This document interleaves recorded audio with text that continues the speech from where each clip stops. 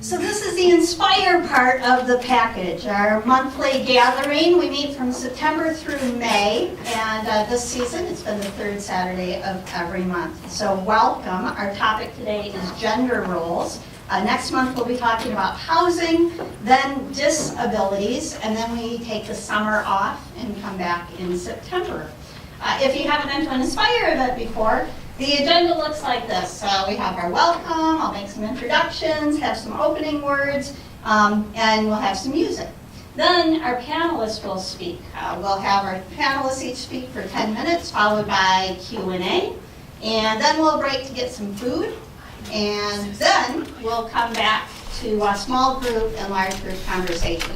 So the idea is we want to come up with action items, things that we can do as individuals or as a community to have a positive impact, regardless of whatever our topic is. We figure if we're all getting together and putting this much energy into it, there should be an outcome, besides just raising awareness. Raising awareness is important, but we need to move it beyond that. And if all we're doing is raising awareness, we can stay home and Google. So this is a great opportunity for us to find synergy in our energy together. We have also some people to recognize. Mudita sponsors are really important. And a Mudita sponsor donates $500. You saw on the sizzle reel that we give out gifts to individuals who have creative ideas for making a difference. And this month, Blue West Properties has donated the money for us to be able to provide a Mudita gift. So Megan is here from Blue West, and I just want to applaud and thank you. So that makes all the difference in the world. As we get those gifts in, we can continue to accept applications so that we can give that money away and have positive impact. So we are taking applications for Mudita gifts, and there might be an idea that comes out of our conversation today that would make a great application. And so anyone here or elsewhere can apply for that. We give those to individuals, not to organizations. And we're going to present one of those in just a moment. First, I want to finish some other introductions. Our refreshments are being provided by Papa Murphy's today. Thank you, Lee, for picking those up. I heard from Carl this morning. Carl manages the Papa Murphy's, and his father-in-law is really in the end stages of life. And so he's got all of the family at his home, and it's pretty chaotic. And so he was going to be here to bake those pizzas, and it can't be. So we picked him up, and so there will be a little bit of chaos, probably confusion as we start ovens and start doing our baking here, but it'll smell great. And hopefully it won't distract too much from the business at hand. And we're really grateful for their donation. So I would ask you too, in the coming weeks, to visit Papa Murphy's. They have those great take and bake pizzas, and thank them for their donation and let them know that it was important. We have an amazing set of guest panelists today, and really, really delighted with everyone who could be here. Holly is here from CWIT, the Center for Women in Transition. Thank you so much. Tessa from Planned Parenthood emailed me in the middle of the night. She's come down with the flu, and unfortunately we all know how terrible that strain has been this year, so she's not going to be able to join us today. But we do have Joseph Norton here from Muskegon Pride, and which is delightful. We have Megan, again from Blue West Properties. And we have Mara. Am I saying it right this time? Mara. I can't get it right. I can't. Mara Hammond. So really delighted. Please help me welcome all of them. So last month we talked about celebrating all love, and in the process we began a conversation about gender that we are continuing today. I am heterosexual and cisgendered, which means I relate to my body the way it presents itself. I'm heterosexual and I'm a woman. And that had implications for my life before I was even born. Because what's the number one piece of information we want to know as soon as we find out someone's pregnant? Is it a boy? Yeah, is it a boy or is it a girl? Yeah. The one thing we want to know. That teeny tiny piece of information unlocks the entire future. Because boy or girl says a lot more than what color I'm going to paint the nursery. It tells me what clothes I'm going to dress my child in, what toys I'm going to buy for them, and how I'm going to refer to them. It gives me a good idea of what kind of activities that they'll be involved in, and what kind of career they might follow, and what life transitions they will face. And perhaps most importantly, it tells me how I will relate to my child, what kind of relationship I can expect over the years, and what role I'm going to play in their life in the years to come. The sex of my child ultimately says something very personal about me, because being the mother or father of a girl is different than being the mother or father of a boy. And often, those expectations play out pretty much the way we expect, but not always. And not without creating artificial boxes about what's considered normal behavior. As a woman, I'm expected to fulfill a nurturing role of a mom and a wife. And I do that pretty well. But I'm also really highly driven and competitive. I am happiest when I am in total control. And when I get to make the decisions. And those aren't necessarily thought of as feminine traits. Now my husband, Leaf, is a man. But he's also the caregiver of his 22-year-old niece. When she was born with Down syndrome, her father took off, and he stepped in to provide the kind of nurturing care and love and support that we often attribute to women. Understanding that we all have masculine and feminine energy allows us to start escaping the man box and the woman box. The man box defines men as domineering, aggressive, competitive, achievement-oriented, and controlling. The woman box defines women as nurturing, supportive, passive, giving, and vulnerable. Unfortunately, our society incorrectly dictates that if we move out of the appropriate box, we'll be negatively labeled. For instance, men who move out of the man box risk being seen as weak and ineffectual, being called a pussy. While women who step out of the women box risk being seen as threatening and unattractive, of being told they have balls. The truth is that each of us can express both attributes of masculine and feminine in different aspects of our life, and that's a really good thing. When we claim our whole identity and give others permission to be the whole human beings they are, we can celebrate all of our strengths and recognize that the traits we exhibit are present in both men and women alike. Escaping the man box and the woman box offers us liberation from that which oppresses and binds and enslaves. And it allows us to become more vulnerable with each other and more accepting of people as they are. And it's important to realize that we're not frozen or static in that energy field. We can and we do move back and forth between masculine and feminine energy as we're comfortable and as the situation requires. Today we get to further explore the fluid nature of gender, to look beyond the boxes that society claims in order to claim our whole selves.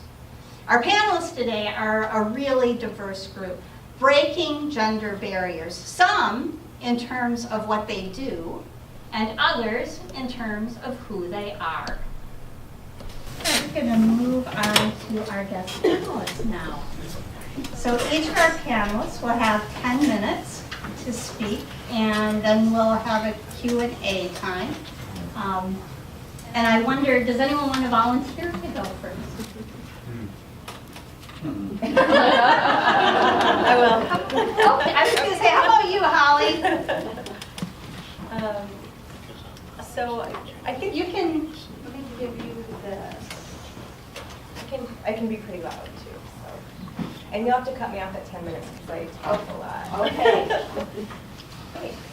Sure.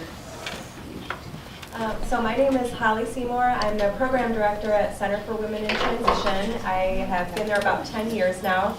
I came to West Michigan from Chicago, where I did similar work. I worked at a domestic violence shelter on the west side there. So working with victims and survivors of domestic and sexual violence has been a passion of mine for 20 plus years. I started as a student volunteer when I was at Michigan State, and as soon as I started learning how prevalent this issue was, I was just hooked, and I knew I needed to make a difference and really do my best to devote my life to helping in this area. One of the other things that really became apparent to me during that volunteer training that I had never thought of before was that I myself had gone through domestic violence and sexual assault and never recognized either really as such. And you know, I continue to work in this role, again, because it's important to me and because it doesn't seem like it's anything that's going away anytime soon. We have been very energized by the Me Too movement lately and just the dialogue that's been happening on more of a national level, talking about abuse of power in those different ways. But I think the best way to relate my work to gender roles is, you know, obviously the reason why domestic violence and sexual assault exists is because of power and control issues. And domestic violence happens disproportionately to women because women are not in the role of having power and control overall, typically, and then as well as in relationships. So our name, Center for Women in Transition, came out of the women's movement, and our main program center is in Holland, and we have satellite offices in Grand Haven, Allegan, and then we have our emergency shelter. But after 40 years, we're realizing this is not necessarily who we serve anymore. And we're really changing the way we think about how we provide services and how we want to have our name and information out there, because we are seeing an increase in people feeling more comfortable coming forward that have been victims of domestic violence in same-sex relationships or that don't fit in the women boxes or the man boxes. And a lot of domestic violence and sexual assault crisis centers are still very limited in their view of who they can help. And so you'll hear about domestic violence shelters that don't provide services to men or are ill-equipped to work with women that have been abused in same-sex relationships. They don't, they're not quite ready. And I feel really proud that Center for Women in Transition is dedicated to that. And we're right now in the middle of a training series. We started with Equality Michigan coming in to help us really make sure that we are being as inclusive and as affirming as possible in working with the LGBTQ population and assisting with issues related to domestic violence and sexual assault. So we've been doing it, but it's just a matter of how do we let all populations know and everyone that is in need of services that we're there and we're ready to serve in a way that's without judgment. So again, it's my role and the work that we do is heavily based in gender all the time. I mean, the reason why a lot of these things exist is because of the man box and the woman box and that need for power and control that is part of being in that man box. So the need to feel like you have the answers or that you can't be weak and things like that. That the man box and the woman box, they're limiting for everybody. That nobody wins when we follow those strict gender stereotypes. So a lot of the work that we do, particularly around prevention, is working with youth to understand that you don't have to live that way. You don't have to live in those boxes. And I love the chalkboard project. I want to talk about that with you possibly, particularly with maybe some of the people that go to our support groups and the boxes and the names and the things like that they've been placed in or called, and how breaking through that's such a big part of healing from domestic violence and sexual assault. So I don't know if I'm at my 10 minutes. I can go on and on because this is something that's really important to me, but do you want me to stop or keep going? Can you talk a little bit about Seth's work in the schools? Oh, sure, absolutely. So As I mentioned, a lot of the youth prevention work that we do is based on dismantling these stereotypes. And we have a grant that we got within the last year where we were able to hire somebody to do, to administer a program called Coaching Boys into Men, which is working with coaches of younger, like middle school and high school age boys sports, and working with the coaches to help them administer this program that gets at some of that the negative stereotypes, and looking at language, and how do people how do the students talk about other students that don't fit in those boxes, and what words are you using? Are you saying he runs like a girl and those types of things? How are you talking about other people in your classes, and how that negativity can really lead to down the road somebody being at risk of violence? So that's a big part of it. So it's a national curriculum. It's had a lot of success, again, working with coaches. One of the things that's really can be harmful in those teams type situations, or we see that a lot of college campuses with fraternities, is when there are the kind of the negativity and the stereotypes, and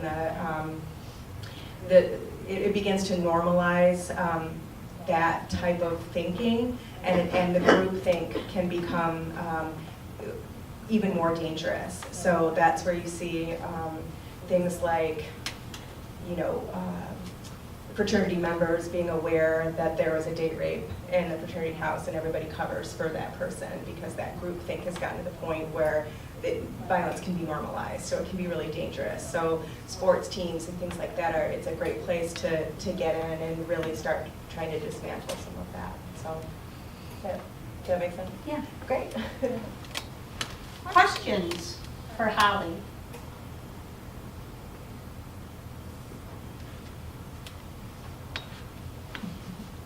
Okay. Yeah. Does the sports team curriculum, do you guys work a lot with like high schoolers too? Yes, definitely. I believe it was Spring Lake, the wrestling team that we worked with most recently. Yeah, That's awesome. yeah. So what our goal is, because it's one person in that role, it's a full-time position, but what we want him to be able to do is to go to different schools, talk to different coaches, and have the coaches implement the curriculum.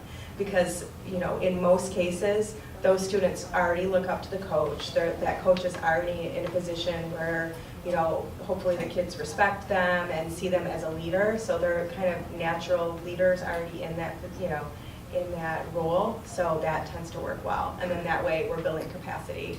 So it's not just, in the past what we would do is, we'd go out school by school by school.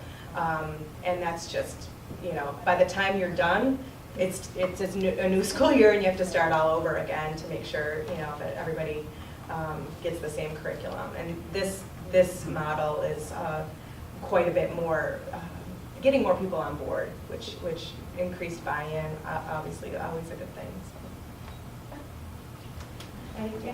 Yeah, I guess, are the schools more together with the boys and the girls than they used to be? Everything, when I went to school, everything was separate. You didn't have anything to do with the girls and boys in that, other than maybe like learning the dance or something like that. Right. Right. Are they more together now? Do the girls do stuff with the boys, or I think it depends on what the topic is. For Coaching Boys into Men, that is pretty gender specific, because we're talking about what's the man box and what does that mean, and that type of thing. But a lot of our other youth education type work is with all genders together. So I think it depends on what the program is that they're doing. I mean, sports are still separate, things like that. Okay, but do the coach, you said coach, but is that a different coach than a basketball coach? Is what you're talking about? Actually, I mean, do the gym coaches, are they teaching the boys and the girls the same thing, that they can do the same things, and they don't have to do certain things? Because that's where you would learn that. Right. Yeah. The way you act. Right. Towards somebody else.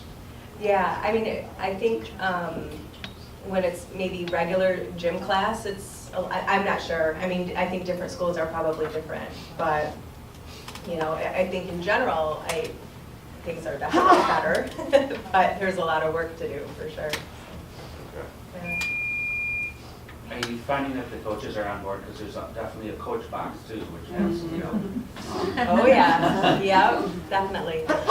We've been really pleasantly surprised with how much people have been on board. So, I mean, we're still in the beginning stages and trying to really pilot things and see how they go. But, you know, so far people have been really receptive. And I think, you know, this work ties in well to the bullying work that a lot of schools have been doing, and you know, that's relatively new when you think about it too. I mean, when I was growing up, there was no talk of bullying. It was kind of like, well, that's what you deal with, you know, and you didn't have the option of going to a trusted adult really, because that might make things worse, and that's still the case in some places now. But I think that since schools have been doing such a better job of paying attention to bullying, that was good timing for us to go in and continue the conversation around other types of violence, for sure. Thank you.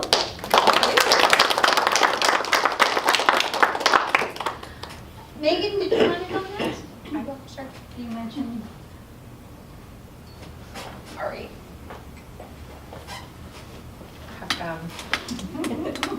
So I'm Megan Heritage. I guess I'm relevant in this conversation because I was raised by an Army Colonel mother, which is pretty rare. She was quoted in Newsweek when I was in high school, and that's when I realized she was kind of a big deal. I also own my own business, and I help to run one of the largest residential construction companies in West Michigan for some time, and grew that organization from around 3-4 million to several times that size before I walked away from it to focus on my own real estate brokerage, Blue West Properties. So I'll tell you a little bit about being raised by Colonel Kramer. So my mom was in college and was out one night and was dared that she could never make it through basic training by a man. And she signed up. And she was ROTC, so she was going to be a Army reservist so that she could pay for her education, which wasn't necessary other than the fact that my grandmother is wherever she is. She was Irish Catholic, and she refused to pay for college because my mom wanted to be an MP. So she wanted to be a cop at first. So this sort of like closed the circle for her, right? I will ROTC, I'll get my school paid for, and I will be military police. So literally on a dare, she headed out to Fort Benning, Georgia, and she ended up in a position where she worked for years as a reservist, and then had her regular job, which was in manufacturing from the east side of the state, so that also isn't a normal women's space to be in. So she was in human resources. You know, there's not a ton of men in human resources, but she was working in places like Eastern Market. At one point, I very much remember that she had a concealed carry and a weapon because they were letting people go. And she was very, very nervous about what that might mean to her own safety. So I spent some time, you know, going to Fort Benning or going to Fort Bragg or being wherever she was for these 2 to 4 weeks in the summers, and had a lot of fun, right? Because you're a 16-year-old girl in some of those spaces, and then there's all these like amazing-looking 18 to 20-year-old men that your mom is bossing around in places, and you get to stay in really, really nice. You know, barracks we didn't ever stay in barracks, houses inside of these bases. I went to Camp Grayling, sort of all over the place. And often people would say, oh, Colonel Kramer's your mom. And or Captain Kramer or Major Kramer or wherever we were in the course of her career, and I would have to smile and say, yeah, she totally doesn't treat me like she treats you. But I'm an only child, so I'm literally the product of a blue-collar dad who has every trade situation that you could have. He's a mason, he's a millwright, he restores British racing bikes, and then my mom, who was always off doing something. So the first time she gets called active Army, I'm in high school, and she was a part of the Gulf War. She ended up in Atlanta, I think, at Fort Benning for some time, a couple of months. And there's just this overarching understanding that she was just doing something way bigger than, being at my track meet or whatever, but you're still 16, so you don't get that. So you get angry with your mother because she's supporting a war effort for the United States because she forgot about the fact that it's prom season and you need shoes.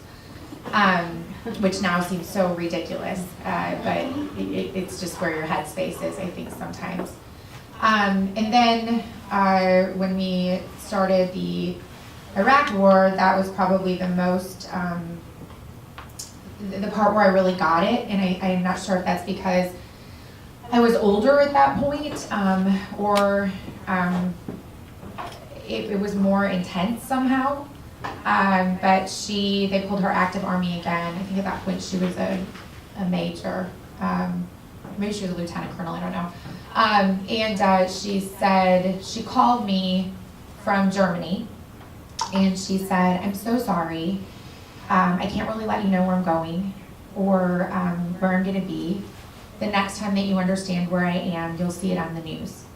I love you. And just know, I'm sorry.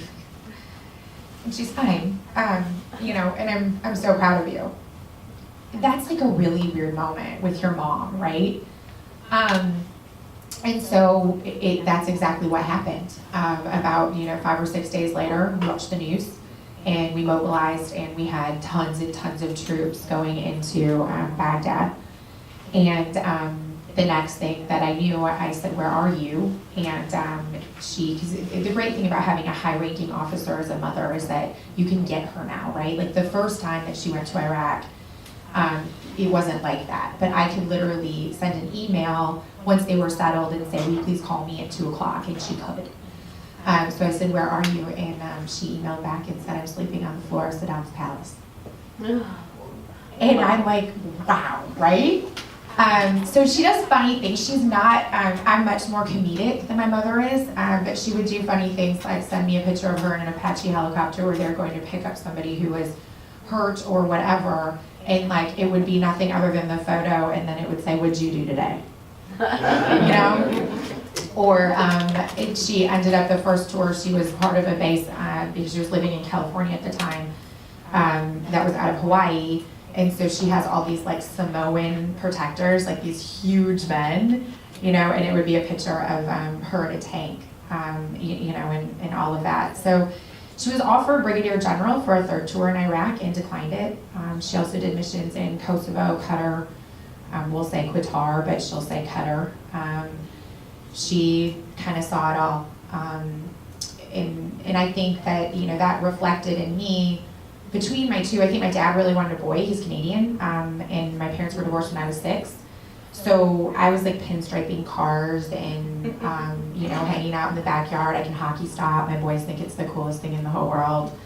But I didn't really know that there were limitations on who I could be until I became successful in business. And I had someone say to me that they didn't want to partner with me because I had a strong personality. Which was interesting because my immediate reaction to that was, yeah, and you better bet it's for you. Because if it's against you, that's not a great space to be in. So I think it wasn't in a mean way that I'm necessarily saying that, but when I see something that's unjust or I don't like it, I have absolutely no issues, rising up and saying that was unkind.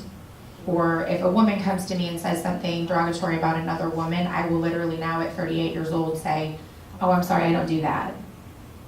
you know, or have you talked to her? Have you tried to be kind to her? Have you reached out to her to see if you could be helpful? And I think a lot of that comes from my mom. I think a lot of that comes from the, can you help me? The answer is always yes, right? I mean, that's how I was raised. You just do it. You show up, you do the things, you do the best that you can. If you don't know, if you can't help, then you find the person who can help. Yeah, so I don't know where I am on timing either, but. You're got a minute and a half. Okay, so. You don't have to fill it if you don't want to. Yeah, no, I mean, I think that the space of that is the idea that women should be vulnerable or passive. The only place that it ever showed up where it felt a little bit like a negative is I was really afraid to be a mom to my sons. I wasn't sure that I had that gene. I mean, my mother is not the person who has a peanut butter and jelly sandwich in her purse and in wet naps and things like that. You know, she's not that guy. She, you know, we won't stay. She would never camp because she'll say I've done enough of that. I don't think she's even a big fan of hotels without robes at this point because she's done so many of those kinds of things. So that was the one space where I was a little bit like, I wonder if I can do this. And something did click, probably also because of my paternal grandmother who, you know, bakes pies with her hands and does all of these absolutely remarkable things.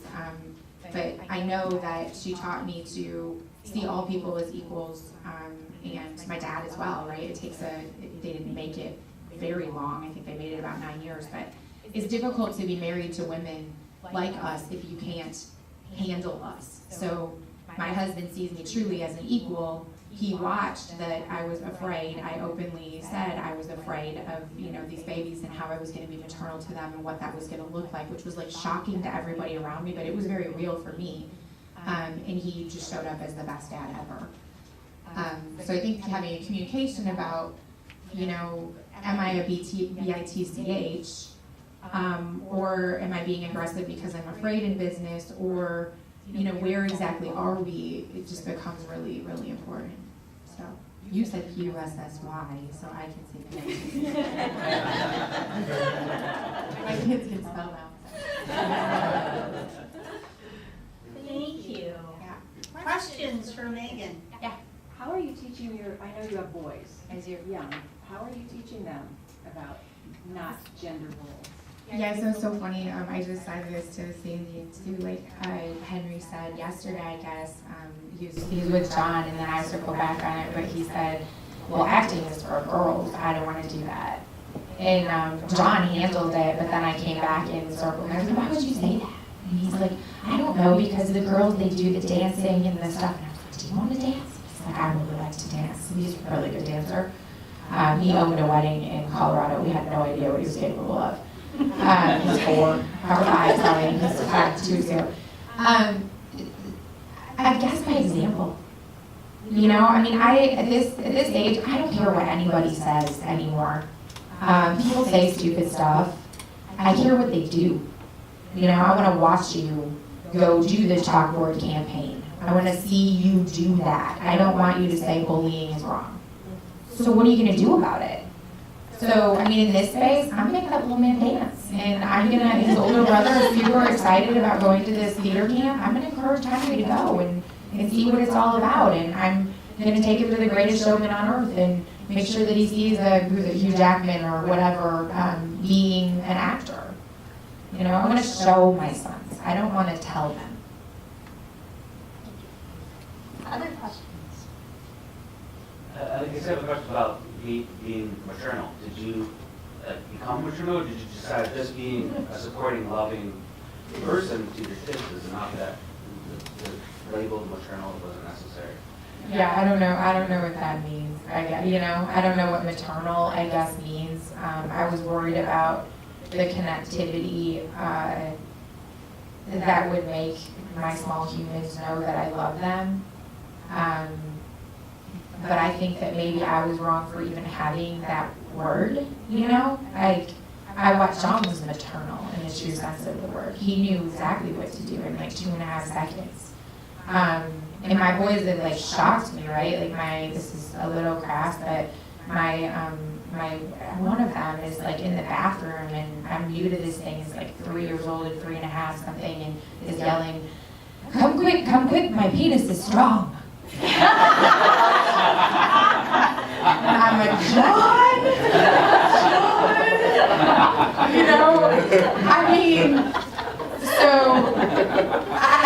I think something just made me understand that we were about to do life together, you know, and it didn't really matter whether they were boy or girl or what they were exactly, or, you know, who was feminine and who was masculine, or who had this or who had that. Like, we really liked each other, and then we were good, you know. But I was worried. I think I was worried about like the nursing piece of it, and the you know, will the baby bond with you, and you know, and I had my mother-in-law who was like a La Leche lead consultant on one side saying like, you know, she wasn't this direct, but the baby will die and have allergies and everything will fall apart. And my mom's like, you never had an ounce of breast milk. I took you like directly to daycare. You are straight. You have, you know, great score on your ACT. So what do I do? And these are two women who raised great children, right? One who raised my husband, and then my mom. So I was kind of like, it's out the door, right? We're just gonna keep them alive, keep the tiny kids alive. That's our job. Yeah. Something about, do you know anything about what your mother had to go through with being a woman and in charge in the military? I was in the military and I just never even saw any women that were even doing anything, but to have like the colonel or something. Yeah. Did she ever have to put up with the guys that didn't really respect her? Yeah, so she ended up, in her last 2 tours, she was a civil affairs officer for NATO. So that means that she was working along with other generals and colonels from other countries. And I think that was some of the space where she saw the most sort of disregard, I guess, for a female colonel. She'll advise, so she's met with lots of my friends, especially when I was younger, who were thinking about going into the military. She'll tell any woman, do not choose the Army, choose the Air Force or the Navy. I've heard her say that multiple times. But yeah, she's you know, she's been passed by, I think, for promotions and things like that, but it's just never let it get to her kind of space, you know? I mean, we don't like bring her to the Benghazi movie, or, you know, bring up things that she's like screaming at the TV. She was here during the election, and I was like, Mom, maybe just have a best friend and go to bed. Maybe just back away from, you know, because she knows what actually happened there. But yeah, I think that was the thing. I think it was a real thing for her. And I don't think she would ever spend a great deal of time talking about it, because I think that there were other things that were much bigger to her, you know? I think she's kind of just like, whatever, you know, she's colonel anyway. Yeah, that's probably how she got to be that. I think so. She's much more compartmentalized than I am. You know, I cry at everything, you know, but she can hold the spaces for those. And sometimes you can say, Mom, is it okay if I, you know, open this up because I know it might be a little raw for you? And she'll tell you all about it. And sometimes she'll say, I try not to think of that. So, and she deserves that. You know, and you keep her away from, like, I protect her from people like, oh, who has some questions for her? Oh yeah, no, you're not dating my mom. You know, we're not doing that. We're not going to talk about, you know, explosive devices and who she lost and have you ever seen anybody die, and the answers to all those questions are yes. Her job literally was to call home and tell people. There was a girl named Regina. I've heard her name 5,000 times. She was the exact same age that I was when my mom was there. And my mom had to call her parents and say, we lost her. And, you know, that's enough. So I try not to scrape. Thanks. Anyone else? Thank you.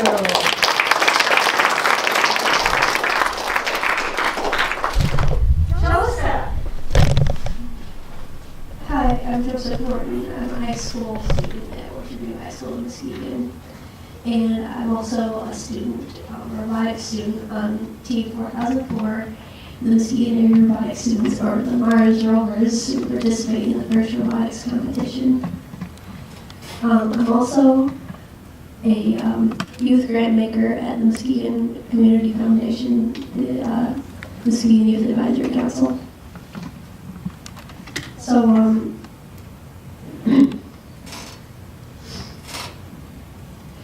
I'd say that as a transgender youth, gender roles are a very large part of my life.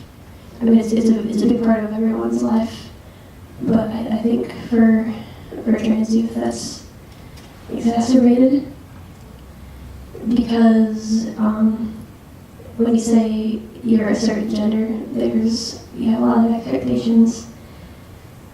You say that, I'm sorry.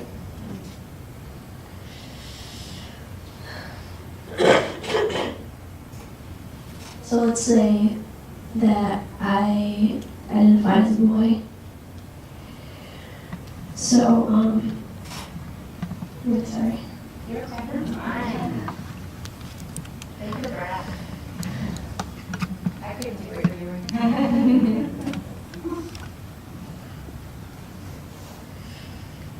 So when I was younger, I wanted to get my hair cut shorter, and my mom was like, "What, you want it to be like Butch or something?" And I'm like, "Yeah, sure, whatever." And I did like girls at the moment. I'm so very sorry. You're fine. Is there anything we can do to help? Sorry.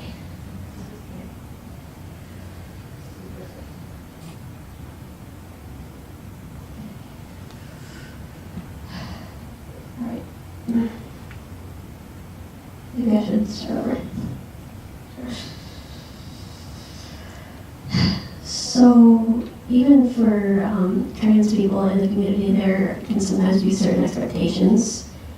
And if you divert those expectations, you can sometimes be labeled as like a fake trans person. And there's a lot. Like if you want to pass, say, as a certain gender, you have to physically present yourself in a way that is like stereotypical of that gender.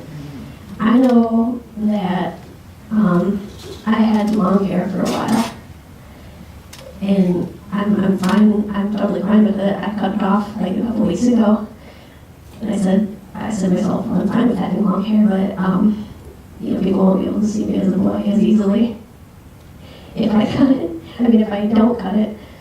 So that's what I did, and I have a pair of pink glasses, and I'm like, well, I kind of need to see, but if I wear these, then I'm going to give myself away.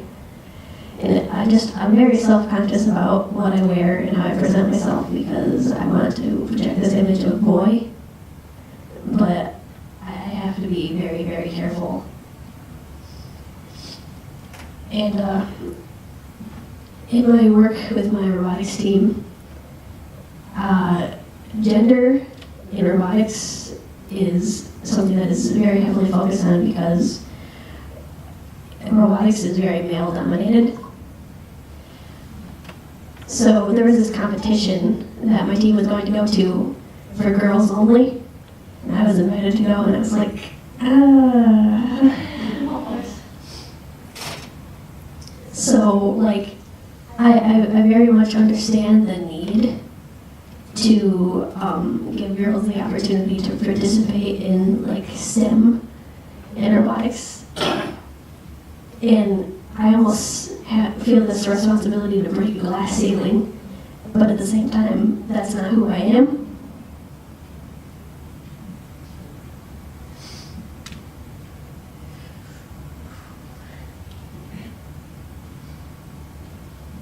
And with my work with robotics, I do programming, I've done CAD, computer-aided design, I've also done graphic design, and I've felt quite a few insecurities because I feel like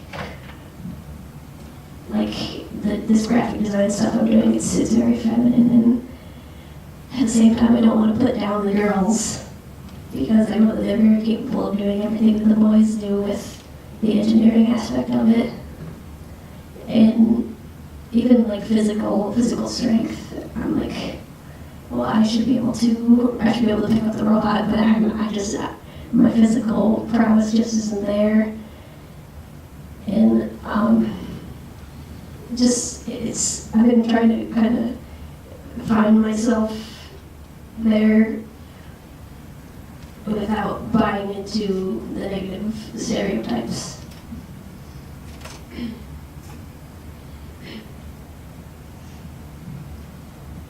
So I feel that gender roles can be a very big part of bullying in schools. Of course, because there are certain expectations in high school is very intense. The kids can be very vicious. And I'd say, especially for more feminine people, there has been an increase in more masculine, like transgender students, but not really so much for more feminine transgender students, because the sort of masculine presentations are more acceptable because it's almost like, let's say, a tomboy, but there's not really anything like that for like boys, or let's say like trans girls. You're just like a sissy if you're more feminine. So it's not really as accepted, especially not from other males, because that can sometimes be seen as a threat to masculinity, to see other people who are more feminine.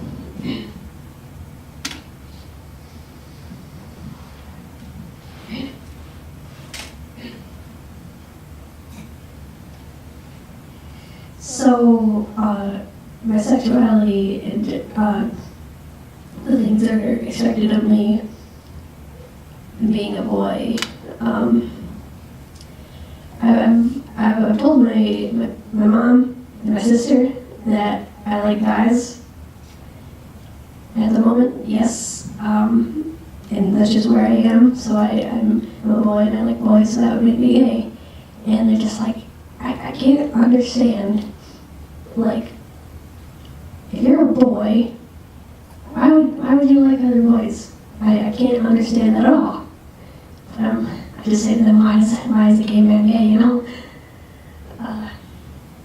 So there is an expectation for me to like girls. I may have in the past, but I don't now.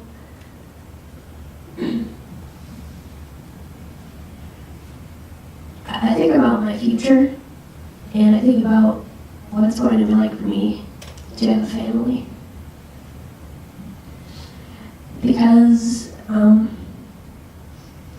let's say that I want to go through a physical transition to be a male, but I still have the ability to become pregnant. I have seen a few individuals, mostly sensationalized in the news, who are like female to male transgender and have become pregnant and have become these fathers who have birthed their own children. And it seems these individuals have been heavily criticized and been seen as a negative influence on their children, simply because this masculine presenting person is in this more maternal position, which it gives me some anxieties, really, because I think there's something about having your own child that it's quite like sentimental, you know, having your own offspring, which is somewhat desirable to me, but at the same time with the, you know, the physical dysphorias, I'm not sure if I can go through with something like that. And I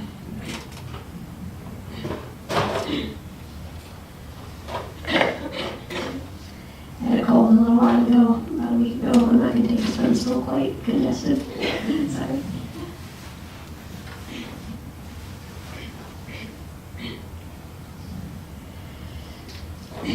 So, the acceptance of people who don't conform to gender roles and transgender people, I think would have a positive effect not only on them, but on everybody really. Taking down these barriers of what it means to be male or female or anything else.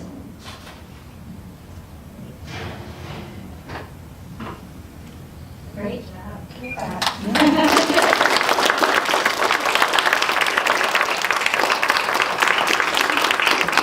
Thank you. There's something else I wanted to mention. I suppose this is kind of my call to action. With my friend Jeff, we've started a support group for transgender teens and gender nonconforming teens to have a place of support, a place of socialization with other youth that are like them. So we've started this, and we want to have our own library of education and resources for teens in transition, or when they need to have these resources to present themselves in a way that feels authentic. And there are many things like that at Muskegon County.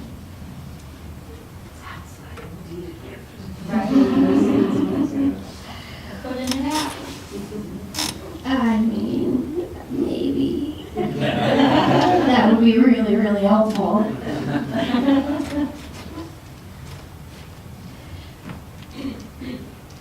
Questions for Joseph? Sure, I have a question. Yes. So, my older son, Joseph, also, was on the Spring Lake cross-country team, and there was an individual who was female transitioning to male, and that cross-country team really came around to support that young man. And I'm just wondering, do you feel like you have those, I mean, obviously not everybody in the school, but do you have places and groups and people supporting you? How's your robotics team? Are they supporting you in school? Do you have places where you do feel safe and supported at school? I do have quite a few circles of support through Muskegon Pride.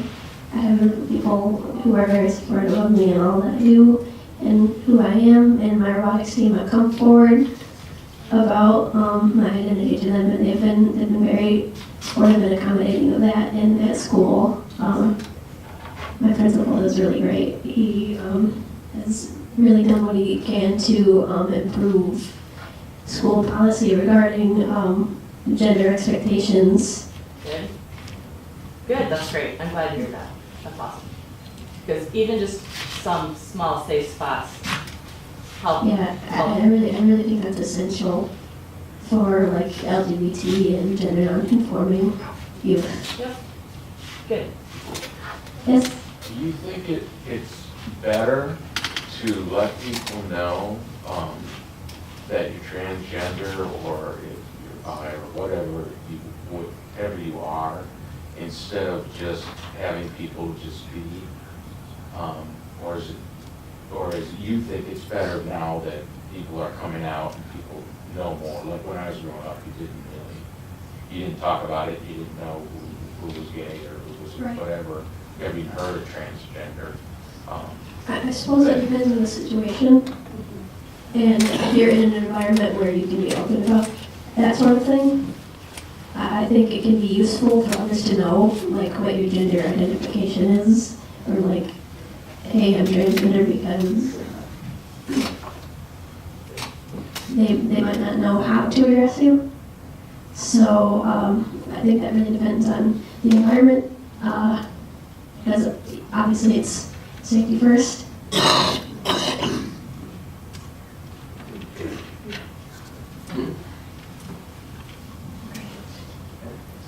I'm just trying to say, I think some people have the impression that trans people just wake up one day and say, hey, it'd be cool to be a guy, it's a girl. But for you and for most people that I've talked to, I believe that you've just always known that since the beginning, right? That somehow you're in the wrong body. Yeah, I've always been a little different when it comes to gender expression. And I think that just made me realize that, like, hey, I don't think I really fit into this girl box. And that just, led to another thing, and that brought me to where I am today. So, I mean, for some people, they might not realize that they're transgender until they're like 50. Like, let's say Caitlyn Jenner. And some people might know when they're 3 years old. But definitely not something that you just say, hey, this is cool, unless there may be some individuals that say, I want to do this for attention, but I'd say that's very rare. Have you thought about how much money you're trying to raise for your library? For library? Not at the moment. We want to set aside some money for a library, books and other resources, and also for let's say gear for transgender youth who want to these things that they wear help them feel more comfortable with their bodies and help them express their gender. So and we want to make these things more affordable to them. So The library in a closet. I love it. Yes. Wonderful. Great job. Thank you again. And now we get to hear from Mara. Did I say it right that time? All right. There we go. Actually, my name is Meredith, and Meredith's just the first half. So that's how that works. So, yeah, I'm not sure. I haven't really prepared anything. But I've lived two lives, kind of so to speak. My first life was in the man box, and now my second life is in the woman box. Man box got done when I was about 38 years old. Just a lot of things. It's interesting seeing younger people like Joseph that are able to work through these issues being young and not spending so much of their lives trying to fill a role that they know just doesn't really fit them. And so, but I was married. I never had any children, but I had a job, and I liked cars, and worked on my house and all that stuff. And then there was a lot of fear about the consequences if I were to transition, and a lot of fear that I would lose my job, I would lose my house, my marriage, all these different things. And so what kind of happened was I lost my job and my house and my marriage just for completely other reasons. And so it was all within a few months. I was divorced, I declared bankruptcy, I lost my house, and I flew to Thailand for the first time for major surgery to have a little bit of facial work done. And that was all within just a couple months. And I came back, and then it was kind of a transitional period for a long time. That's about the time I met Barbara, which has been like 12 years ago. It's been a while. And so, and I was struggling, just on the edge of being homeless for a long time. I did eventually able to get into my old profession, which was manufacturing related, quality control work. And I did that, and again, this was when manufacturing was dying on the vine, and the jobs were getting harder and harder to find. And I just kind of saw the writing on the wall, and I started saving up and such, and I went back to school. And now I'm a nurse. I'm a registered nurse. So So it's kind of sort of a, I mean, there's a lot of male nurses, but it's traditionally kind of a, you know, kind of more female-oriented position when people imagine a nurse in their heads. So I'm doing that now. Something I never did in the old box was, you know, express myself very much. I was very quiet, very closed in. But now I really started expressing myself almost right away, mostly through dance. Started belly dancing in there that led into pole dancing, which is incredible exercise. I wasn't a stripper.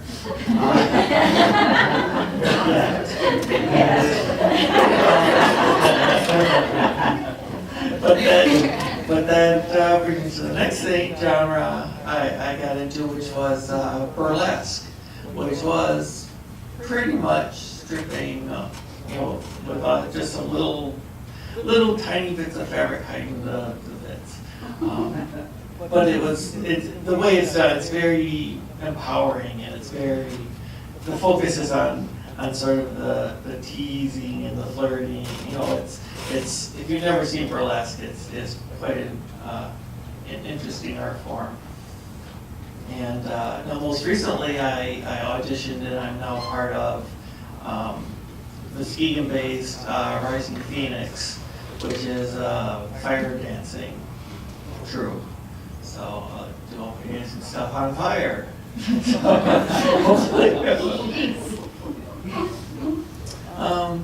Yeah, so as far as the sexuality and relationships, I haven't really been very good at that. I don't really consider myself an activist. There is a lot of shame involved in that, I feel. It's a very destructive thing in my psyche. But yeah, feelings like, you know, no partner would want me, because, you know, a woman wouldn't want me because I'm this, and a male wouldn't want me because I'm this, and it's just never, you know, it never came about very much. So I don't know if it ever will, but I have a very full life, and I enjoy life, and I like doing things, and I still like cars and fixing my house and those things too. So, and you feel pressures to meet the certain stereotypical presentation of either male or female. So earlier on, when I first started, I was much more, what you would say, girlish. I would have my, you know, manicures and things like this, and, you know, I would almost always wear skirts, things like that. But now I'm just more comfortable, and I just wear what I want to wear. You know, I have skirts, but I don't feel I have to wear them all the time. I don't wear makeup very much. I did today just because, you know, I want to look good. But yeah, that's about it. I just I try to. I'm not real forward with my identity. I don't generally tell people unless it comes up or they tell me first, because I don't really consider it any of their business. You know, I mean, if someone asks, I don't hide it, but I just do my job, or I'm doing whatever I'm doing or enjoy doing, and, you know, I just go from there. I think that's all. If you have any questions, I'd be happy to answer. Yes? Did you have any problems when you were a nurse, like if you're going and helping a woman or you're helping a man, depending on what you're doing? Functionally, I pass pretty good. Most people, I've treated female in most situations. If I'm around someone for very long, they kind of start picking it up, of my history. But I've never had an issue where, you know, I don't want that nurse, or about this nurse, not that, you know, I haven't had those kinds of issues. I currently work in a prison, which is kind of interesting, because those guys are there because they don't play well. And so I do get a lot of, you know, bad comments and things from them, but I'm nothing special. It's just what they're able to say to me, whereas the next nurse is, you know, old lady or granny, and the next one over is you know, your hair looks funny, or, you know, whatever. They'll pick up on anything to try to get under your skin. So I just try to, you know, live by example. You know, I just live a regular life, drive a car, go to work, come home, complain about work. Just like everybody else. So, yeah, that's where I am. Go ahead. Was it a challenge for you, or how much of a challenge, I should say, was it when you transitioned, like, the legal processes, changing your name, your license, that kind of thing? Well, like I said, I didn't start nursing school and everything until I had already transitioned all the way. So there was no, like, name change issue or things like that in the middle. But what I had done is kind of weird.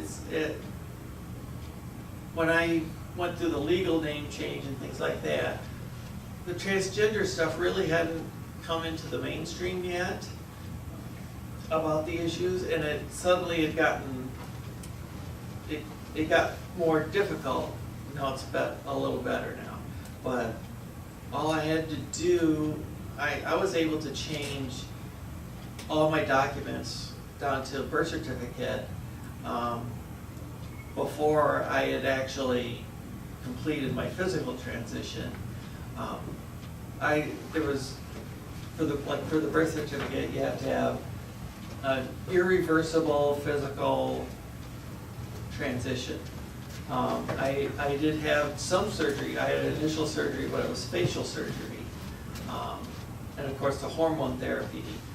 And with those things, I was able to say, I got irreversible changes and was able to get those documents changed. So passport, birth certificate, driver's license, all those things I was able to change fairly easily. So I just need a letter from my doctor, and I brought it to all of them, and no problem. Yes? What made you feel like you had to match your personality with what you want to be?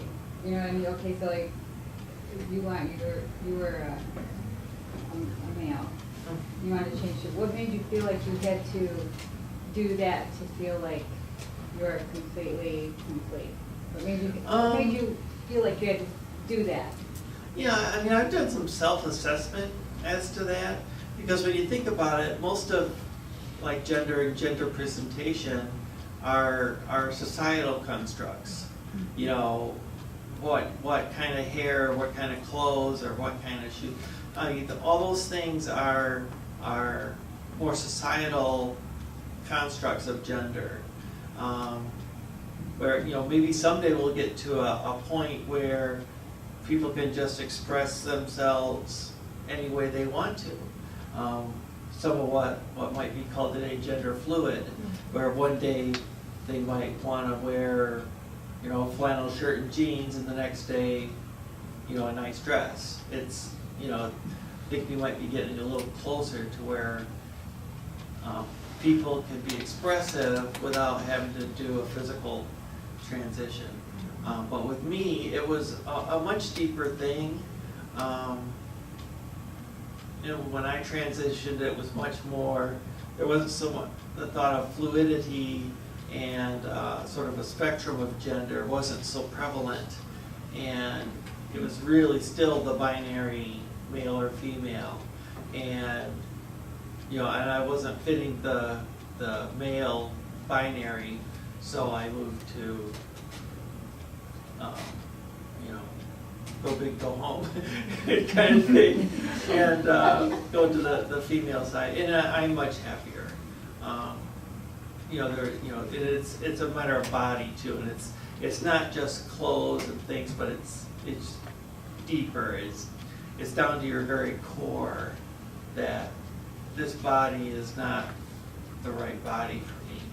Kind of like a long, that was in you when you were younger, even, you know? Oh, like yeah. That's what you were supposed to be. Yes, and I was very. Like you were like finally matured, or almost, but not matured, but you know what I mean? Kind of like a child wanting to grow up and be. And a lot of it was a societal thing where, I mean, I'm kind of jealous of Joseph being able to do this stuff so young. And, but then it was, first you didn't even know it was a thing. You know, you just were called sissy or, wimp, or you throw like a girl or whatever. And I was very meek, very quiet, never played sports, much to my father's dismay. And but again, you have these feelings, growing up, and that's kind of where the shame starts growing, that there must be something wrong with you. You have these feelings, why can't I just be a boy? Why do I have these really deep feelings about who I am? And, and that builds up over the years. And like I said, you got all, these parental expectations. They have this whole vision of, when you're born, whether you're a boy or a girl, they got your life all mapped out about, going to college and getting married, and you're going to be a football star and all these different things. And if you don't meet those expectations, they, they're parents, and they'll still try to be, supportive, but there's still that little nagging thing that, gee, I really wish you would have played football, or that kind of stuff. So it really took me a long time and research, and it really wasn't until the internet started coming about that I learned that there were others like me. And, because I'm not in New York City or something where some of those more, modern ideas are, they come first into the bigger urban areas. So yeah, I was still getting the information, and I thought about it a long time, and I had, like I said, the fears of losing my job, all these things, but those happened anyway, so why not? This is the time to do it. So, because I've lost everything anyway, so I gotta start over.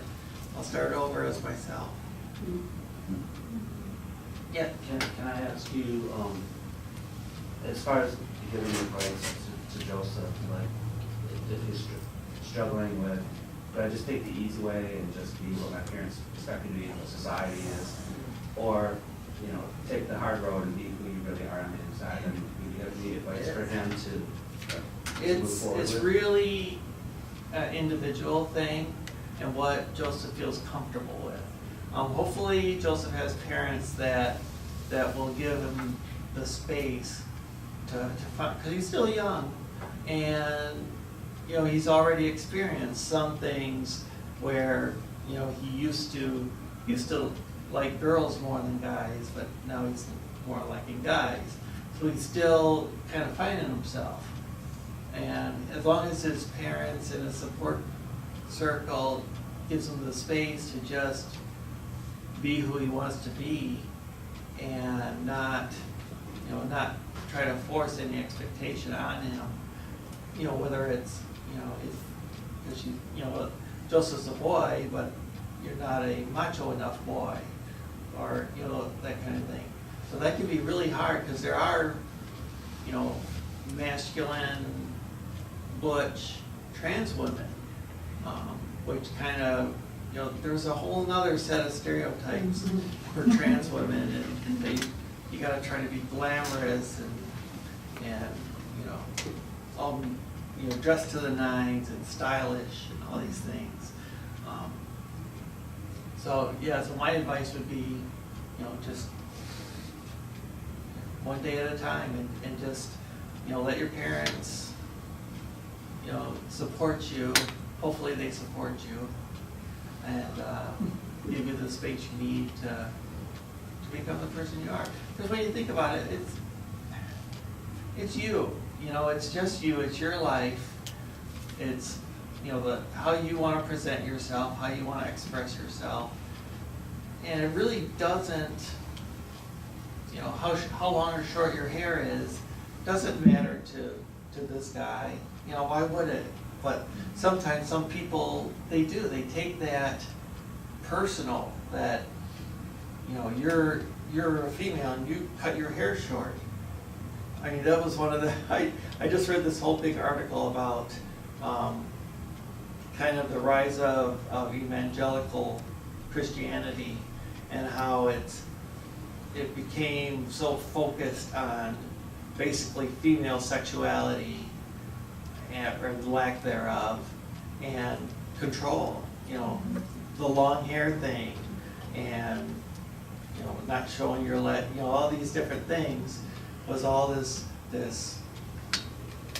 just, we've talked about this a lot of times in the past, but the expectations of gender within certain faith communities is just incredibly rigid.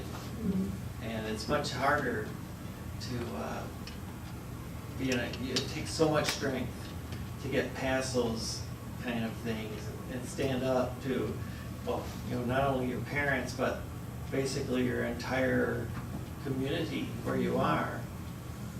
That takes a lot of strength. And, I think Joseph got it. He's obviously very strong. And are your parents okay? Are they? They're so. Yeah. They're dealing with their expectations. Just got to give them some time. Yeah. But, Jesus didn't really say anything about trans people or gay people or anything like that. And they existed back then. No doubt about it. It's been part of humanity from the beginning. And if you just focus on what Jesus actually taught and said, and not focus on two verses somewhere in Deuteronomy. We just went through this in our family, and I just want to hold some space for you because my family is Irish Catholic, and none of my aunts or uncles nor my mother are without, in quotation, sin.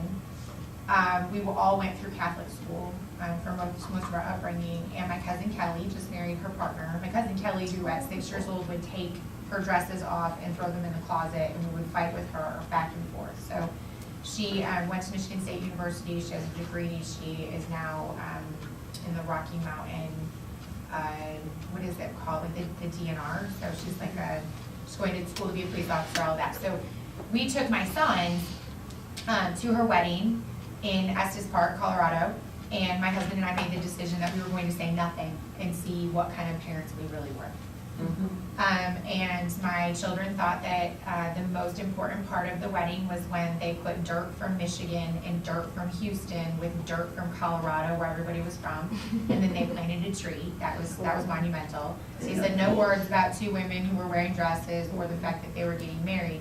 But one of the people, and I won't say aunt or uncle because maybe there's only one of each, was quoting Leviticus and was really struggling inside of that space. And so I said, you all can do this all day long. I'm going to focus on the words in red, because most Bibles, if you read them, the words are in red. And I would just add to that, my mom's an amazing Army colonel. She made mistakes, and she'll be the first one to say that. I had a stepfather who was one of the most horrible human beings in the history of the world.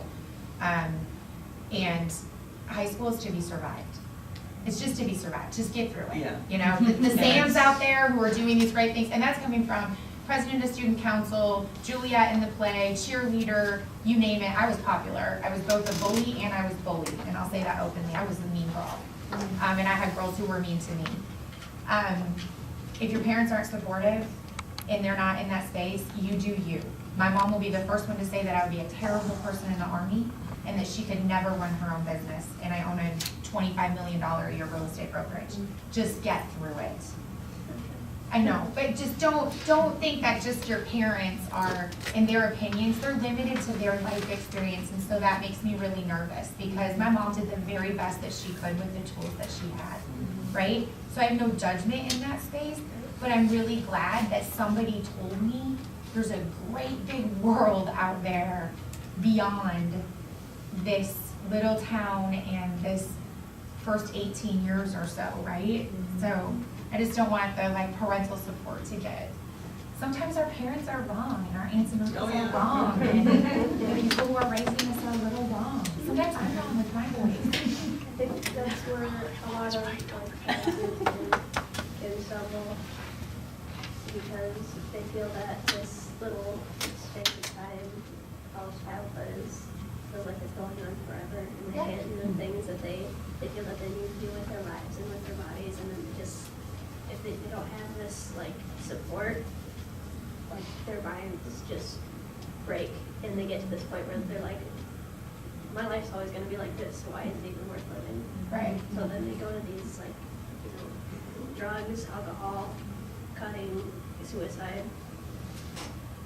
Yeah. Well, that was Tracy Wilson's event at the high school. I went to the suicide prevention event, and a mom said, yeah, but this continues to happen, this bullying with 30 and 40-year-old women. The difference is we can leave. If I go to an event and someone is offensive or mean to me, I can leave. I can go for a run. I can get a latte. I can call my buddy Jeff, who will help me feel better about myself. I can do all of that. We're isolated inside of this small space, which stops at 12th grade. You know? So. Yes. Anything else for me? Thank you.